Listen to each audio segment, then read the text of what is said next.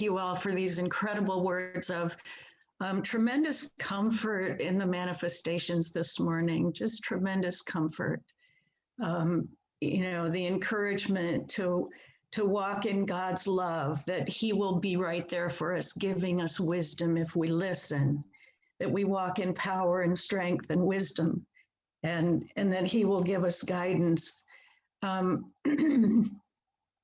When John asked me to teach, this past Wednesday was the beginning of the Lent season.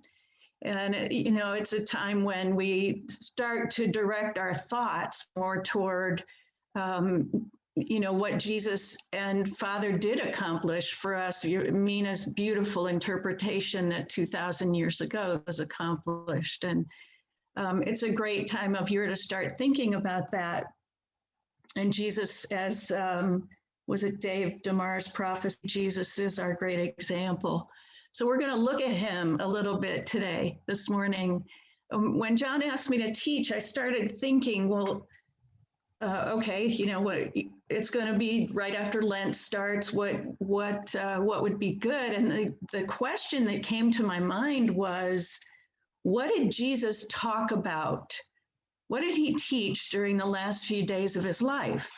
And so I started reading through all four Gospels, and it's a lot. It's a lot of volume. It's a lot of chapters, and most of those chapters are really long. And I thought, how am I going to get my arms around what it was that was so important for him to communicate in the last days of his life? So I made a chart, and I'm going to share that with you. I'm going to share my screen. And this is what helped me put this together. Okay, here we go. I love spreadsheets. And so this is, hang on a second, I got to move an image here so that I can see stuff. There we go. Okay. So I started writing things down and put them in columns and rows. And you can see Matthew, Mark, Luke, and John across the top of the page. And then I just started reading from the Triumphal Entry all the way down to Gethsemane. Down at the bottom is where I stopped, okay? So what I did was I started piecing together what things were in all four Gospels, or most of, at least two Gospels, and couldn't have occurred more than once. And I lined those up. And then I started filling in the in-between stuff.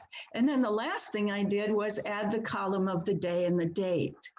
And I'm not going to go through the whole detail of this, but I just wanted to point out certain things that we absolutely know about these final days.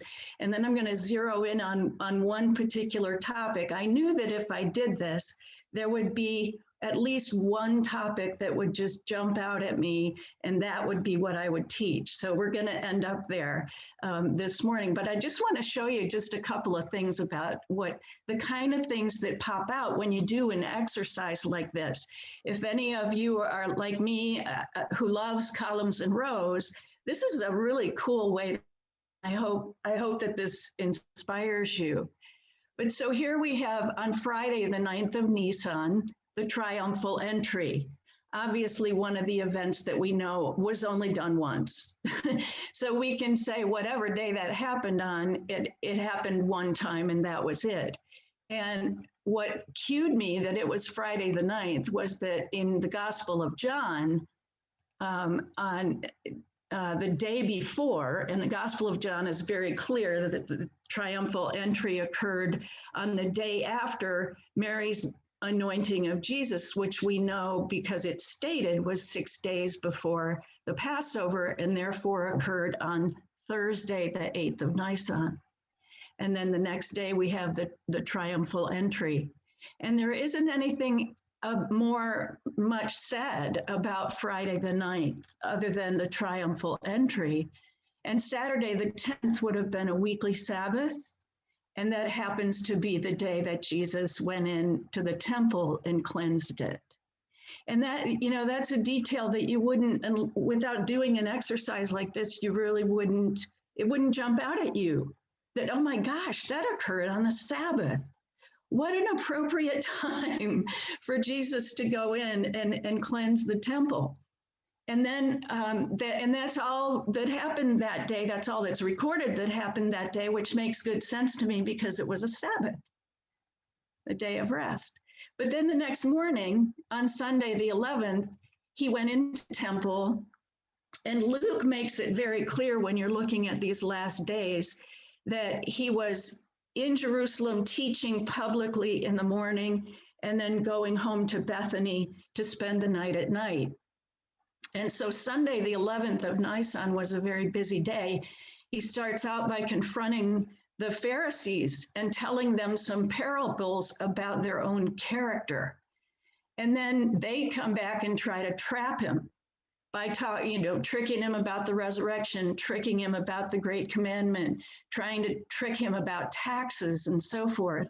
And then the Pharisees go away, and Jesus is talking then to the multitudes who were assembled in Jerusalem, all pouring in for Passover that week, starts talking to them about who the Pharisees were and that they should watch out, that they should be warned.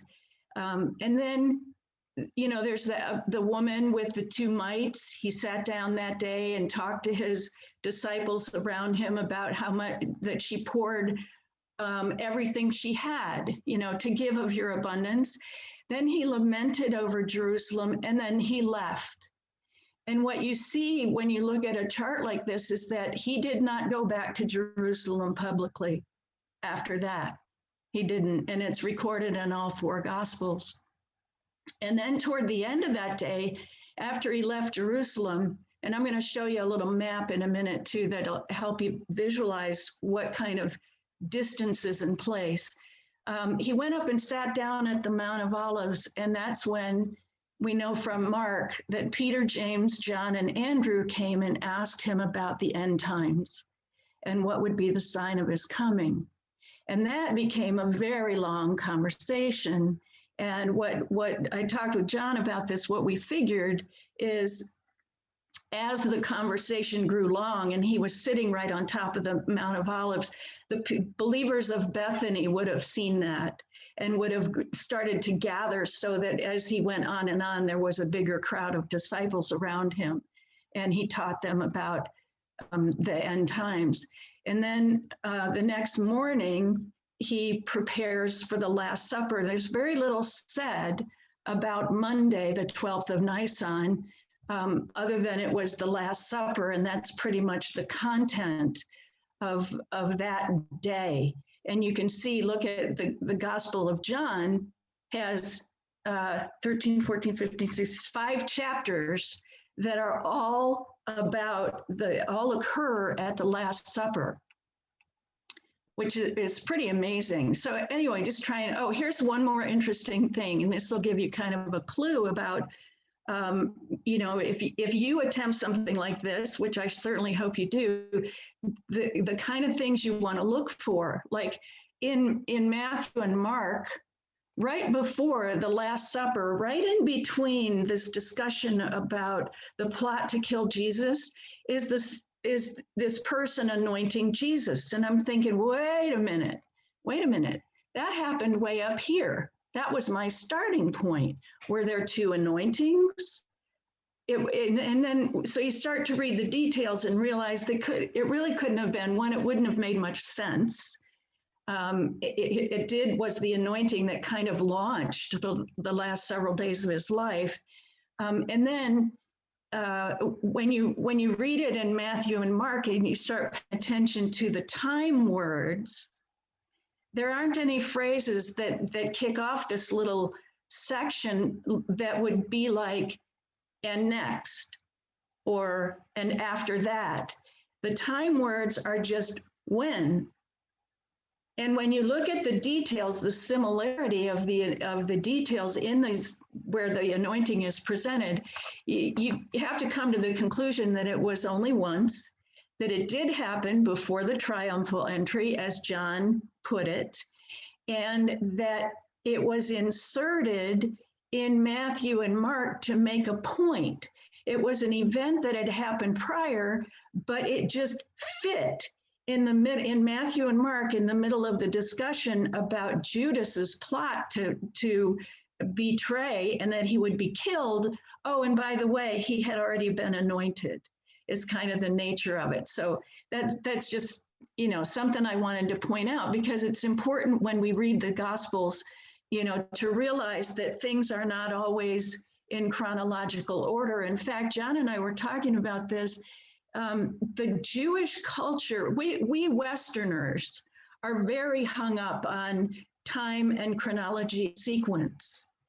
And the Jewish culture was different from that. They weren't so concerned about chronology as they were a point of emphasis. So it's just something to keep in mind. Anyway, so the Last Supper. So that kind of gives you a little bit of a picture of the process that I went through to kind of identify what did Jesus talk about in the last days of his life. And, one of the things that stood out to me as I did this was, one, he had a tremendous amount to communicate in a very compressed time frame, and in such a manner that at the very least that the 12 got it. And something that jumped out at me when I thought about that is this part of what happened at the Last Supper. And it's this little gem right here that only appears in Luke. The 12 were having a big argument, as they had before, about who was the greatest. There's several times throughout the gospel records that the 12 were arguing about that, and even the brothers got involved, right, in that argument. And what John records, and only John, at the Last Supper, is that Jesus got up and washed the feet of the 12. He left the table, washed the feet, and went back to the table. Now, we don't know exactly whether the argument of who's the greatest happened before or after the foot washing, but the foot washing it's an illustration of driving home a point in such a way that it's unforgettable. If the 12 were going to continue as they did and form the first century church and lead it, they couldn't do that arguing about who was the greatest. Anyway, that's just, so one of the things that stood out to me was that, Jesus had a lot to communicate in a short period of time and in a manner that the people really understood it. The other thing that stood out to me is as time went on between the triumphal entry and Gethsemane, his audience got smaller and smaller and smaller. He started out with a big crowd of the Pharisees, and he's, telling them who they really are. And then the Pharisees leave, and he's talking to the multitudes in the temple area. Then he leaves that. He's sitting on the Mount of Olives. At first, Peter, James, John, and Andrew come, and then a bunch of other disciples come and listen to him. And then by the Last Supper, it's only the 12.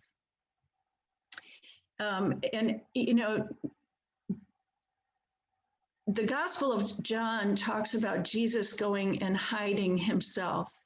And that's how we know that after he left Jerusalem before he sat on the Mount of Olives. So this is Sunday, the 11th of Nisan. He was not teaching publicly, and certainly not teaching in Jerusalem. And this helped me understand why the record is in there about in order to prepare for the Last Supper, he sent Peter and John into Jerusalem to secure the place. And it's very specific. There's tremendous detail. I didn't put it in this chart, but there's tremendous detail. You're going to go into town. You're going to find a man carrying a pitcher of water. You're going to ask him, you're going to follow him to his house and, look at the room and all this. And I've always wondered, why is that in there? Well, because Jesus basically went, they couldn't be wandering around Jerusalem before the Last Supper trying to figure out where to go. It had to be secured and well planned, and Jesus sort of just slipped in because he was not, he was hiding. He was not publicly teaching or presenting himself in Jerusalem anymore from that, at that time. So anyway, that's just, the audience getting smaller and smaller and so forth. And then now I want to show you, let me see if I have to stop sharing this. And I'm going to share again because I want to show you the map of what this kind of looked like. Here we go. Okay. I don't think this is really the very best map because, but it's the only one I had. But it does give you a sense. So he's in the temple during the day, early on in this section of scripture, and then he leaves the temple, walks across the Kidron Valley up to the Mount of Olives. And here's Bethany over here. Now, this map makes it look like Bethany was really far away from, like up and over the Mount of Olives, but pay attention to the scale of miles. What is that, a good 2 inches or so is always only a half a mile. I would have put Bethany more closer to, like, this was really, the Mount of Olives is very flat on the top. It doesn't come together like this. It's, it's like this. And Bethany was really just over the crest of the Mount of Olives on the down slope. And then, of course, and we know that Bethany and Bethphage were very close together, but nobody really knows where Bethphage is. The designer of this map just took a guess and stuck it there. We also aren't 100% sure where Gethsemane is. It was somewhere at the foot of the Mount of Olives across the Kidron Valley from Jerusalem. So in the day, Jesus was in the temple teaching. He walked out, spent time sitting on the Mount of Olives, looking across at the city, sleeping and eating in Bethany, and then going back. When they did go into the Last Supper, that location is not known, but it's probably in this area somewhere here, which was very residential and was the old city of David. So that gives you kind of a little bit of a visual. So that's another thing that's jumped out at me as I was making that chart was, it's easy to see where he spent his time when you lay it out like in columns and rows and stuff. But I'm still asking myself the question, okay, how do I put together what he really taught? What did he talk about? What are the things that came out of his mouth? So in addition to that, I made this great long list of basically every little topic that he spoke of. And I saw that they kind of fell into 4 categories. One was, I'm really the Messiah. If you've seen me, you've seen the Father, that kind of discussion. 2 was to expose the Pharisees for who they really were and to warn the people about them. 3 was that time is short, things are going to get tough, and you need to understand the hope of the kingdom. And the 4th one, which is the one I want to zero in on today, is take care of each other, love one another. So I kind of, he said, love one another. Well, we're going to go there. So, 4 different times in the Gospel of John. And then, of course, that's echoed throughout the epistles. So we're going to Matthew 25. And we're going to start in verse 31. And this is the late afternoon where Jesus is sitting on the Mount of Olives, and initially Peter, James, and John and Andrew came to ask him about the sign. And this is part of that conversation. And by this time, a larger group had gathered. And in verse 31, we pick it up and says, but when the Son of Man comes in his glory and all the angels with him, then he will sit on his glorious throne. All the nations will be gathered before him, and he will separate them one from another, as a shepherd separates sheep from goats. And he will put the sheep on his right and the goats on his left. And then the king will say to the ones on his right, come, you have been blessed by my Father. Inherit the kingdom that has been prepared for you from the foundation of the world. For I was hungry, and you gave me something to eat. I was thirsty, and you gave me a drink. I was a stranger, and you invited me in. Naked, and you clothed me. I was sick, and you visited me. I was in prison, and you came to me. And then the righteous, that's the sheep that are on his right, the righteous will answer him saying, Lord, when did we see you hungry and fed you, or thirsty and gave you a drink? When did we see you a stranger and took you in, or naked and clothed you? When did we see you sick or in prison and came to you? And the king answering will say to them, truly, I say to you, inasmuch as you did it to one of these brothers, these my brothers, even the least, you did it to me. So here is Jesus talking to his disciples, and he's talking about the future sheep and goat judgment, which is, and I espouse the same eschatology, end time sequencing that John does. This would occur at the very close of the tribulation and right at the establishing of the kingdom. And the sheep and the goats are people who were survivors of the tribulation. And then right after this would be the first resurrection, the resurrection of the just. And that's when all of the faithful Jews of the Old Testament, get up and are resurrected.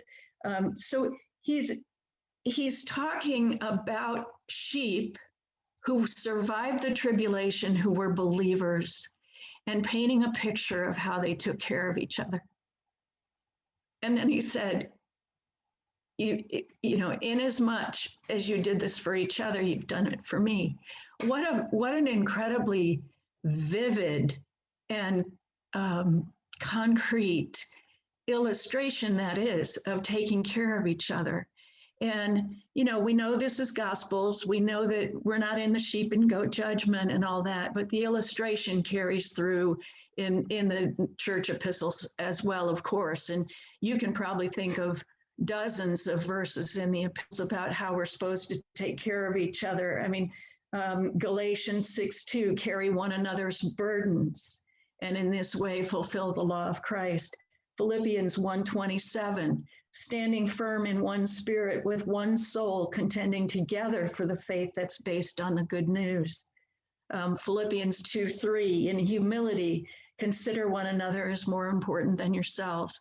And I encourage you to run with that thing, make your own list of the scriptures that specifically apply to us, that talk about how we need to be taking care of each other. Let's go to John chapter 13. And this is, I'm not going to go back to the chart, but you would see that John 13 was the start of the record of the last story in the Gospel of John. And we're looking at verses 34 and 35. I mean, the content of the 5 chapters of the Last Supper in the Gospel of John is it's absolutely moving. I encourage you, during these coming weeks to spend some time there. And this is early on in the Last Supper. In verse 35, Jesus says, I'm giving to you a new commandment, love one another. Just as I have loved you, you also are to love one another. By this, everyone will know that you are my disciples, if you have love for one another. Now, the question should come up big in your minds is, why is that a new commandment? Love God with all your heart, soul, mind, and strength, and love your neighbor as yourself. It's been around since Leviticus. Why is this a new commandment here at the Last Supper? And John has beautiful commentary on explaining why it's new. The word for new is new in quality, not new in time. it's kainos, not neos. So new in quality. What had to be new about the quality of their love? I'm going to read you a couple sentences from John's commentary. The law commanded to love your neighbor, that's Leviticus that I just quoted, and your neighbor was someone near to you. But this is a new kind of love. In the context, love one another meant love the other believers, not just love your neighbor or not just love others. Christians are to have a special love for each other. They already knew, this is they, the 12, already knew they were to love their neighbor. But now Christ was introducing a new, more elevated, more intense, more selfless love than was clear in the law. Jesus himself made that point clear when he repeated, just and emphasized, just as I have loved you, you are also to love one another. And that little phrase, love one another, occurs 13 times in the New Testament, 4 here in the Gospel of John, and then the rest of them are in Romans, Thessalonians, 1 Peter, and 1st and 2nd John. So it's important. Flip a couple chapters forward to John 15. This is the second time we're still at the Last Supper, and it's the second time he repeats this idea of love one another. And we'll start in verse 12 here. So he's talking about the vine dresser, the branches. It's a pretty intricate and convoluted little section of what Jesus communicated at the Last Supper. But in verse 12, he says, oh, wait, we got to read. Wait a second. I want to start in verse 9. Just as the Father has loved me, I also have loved you. Live in my love. If you keep my commandments, you will live in my love, just as I have kept my Father's commandments and live in his love. I have spoken these things to you so that my joy may be in you and that your joy may be made full. And it's remarkable to me that at this very intense, very scary, very confusing time for the 12, he's talking about joy. Then he says, this is my commandment, that you love one another just as I have loved you. No one has greater love than this, that one would lay down his life for his friends. You are my friends if you do the things that I command you. No longer do I call you servants, for the servant does not know what his Lord is doing, but I have called you friends, because all that I have heard from my Father, I have made known to you. You didn't choose me, but I chose you and appointed you, that you should go and bear fruit, and that your fruit should remain, so that whatever you ask of the Father in my name, he will give it to you. These things I command you, so that you will love one another. So what does loving one another look like? I think it looks a lot like the picture painted in Matthew 25. So, we feed hungry believers. We give drink to thirsty believers. And this certainly isn't at the exclusion of everyone around us, but it's especially for each other. We give shelter, we give clothing, we care for the sick, we visit the imprisoned. He was teaching them to care for each other because times were going to get really, really rugged. Not only was he talking about in the immediate future with his crucifixion and all of that, but in the prophetic future, looking at and Jesus did believe that this group would be enduring tribulation, the tribulation. So anyway, that's what I think taking care of each other looks like. But if you want to do a really fun study, and you can read this in one of the commentary on Galatians 5:13. All you have to do in the REV is do a search on the exact phrase "one another" in the church epistles. Include the Gospels if you want, but in the church epistles, and you'll see a wonderful detailed picture of what the ways that as the body of Christ, we love one another, we take care of each other. Things like, and I'm not going to go through all the verses or anything like that, but having family affection for each other, building up each other, serving each other, bearing with each other, being kind to each other, submitting to each other, teaching each other, encouraging each other, praying for each other, extending hospitality to each other, and dealing with each other with great humility. So the reason this topic stood out to me is that just a couple chapters, well, in Matthew 24, when Jesus really began his discussion of, the signs of the end times, and he painted this picture of wars and rumors of wars and famines and pestilences and da-da-da-da-da. And in one of the verses in the middle of that discussion, he says that lawlessness will increase, and because of that, the love of many will grow cold. And it struck me because I feel like we are in a time when lawlessness around the world is increasing, and love is going to grow cold. I mean, that was prophesied.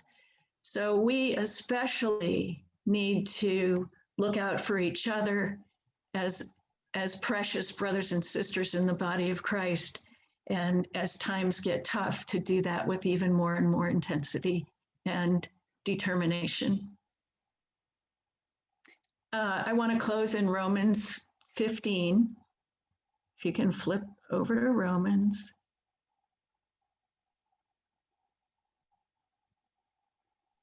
And verse 7. Therefore, welcome one another, just as Christ also welcomed you to the glory of God. So God bless you all. We'll hang around and talk about this for as long as you want. And thanks again for being here and for the incredible prayers and manifestations this morning. Thank you.